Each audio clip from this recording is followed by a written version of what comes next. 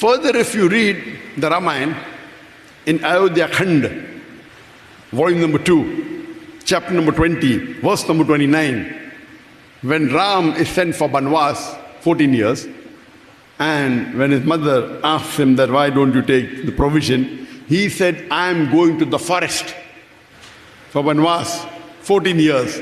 I will give up my meat and only have fruits and vegetable. Give up the meat, that means Ram used to have meat. So when a scripture says Ram used to have meat, why can't you and I have meat?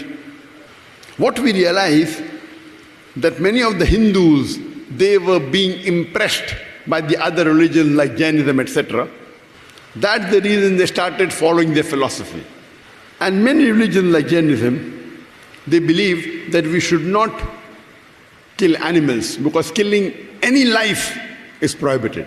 At that time, they did not know that even the plants have life. Today, science has advanced and we have come to know that the plants have got life. So the logic of not killing living creature is falsified.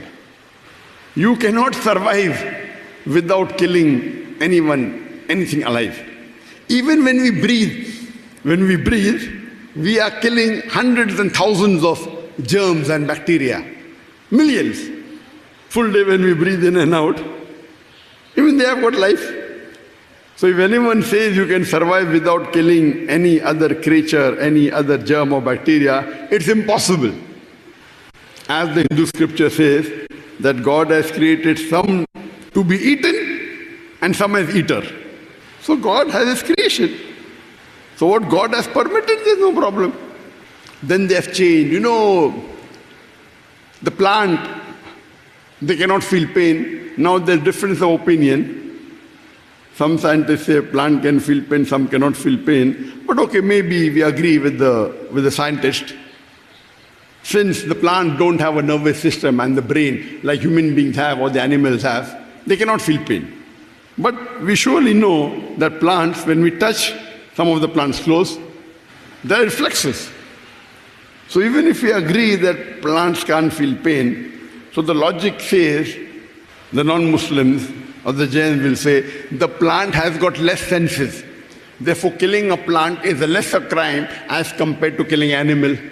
Even if I agree with them for sake of argument, that the plants have got 2 senses less as compared to the animals. So I ask them a question. Suppose if I have a brother who is born deaf and dumb, cannot hear, cannot speak, he has 2 senses less.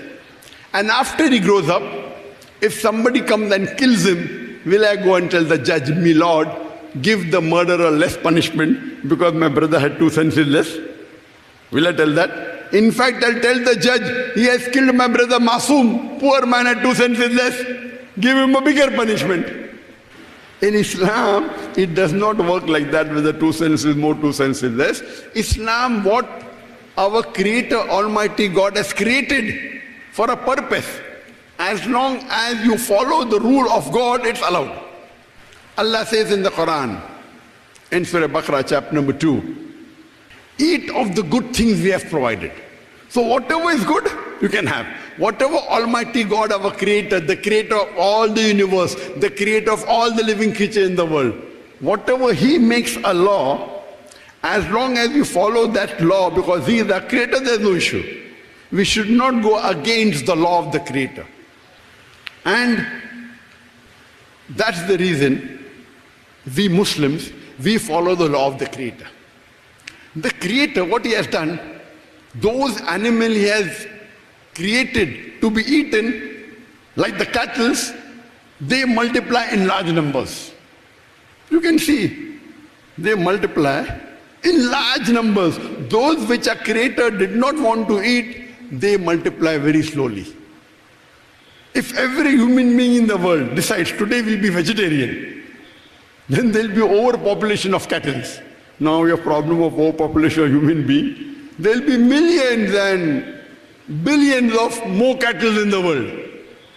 If we don't utilize these animals for our food, there'll be overpopulation of cattle. As far as I'm concerned, I personally have no problem if a non-Muslim does not have non-veg food. like where I was born in India, if the Indians don't have non-veg food, I have no problem. Because if every Indian start having non-veg food, the price of mutton, chicken, beef will go high. So for me, I'm happy. But if someone objects that it's a sin, eating mutton, eating beef, eating chicken, that's the reason I give this answer. Otherwise, you don't want to eat, there's no problem. It's not compulsory. You can be a very good Muslim even by being a pure vegetarian. Only give this answer when they have the wrong philosophy that it's a sin. So this replies to the 10th most common question asked by non-Muslims.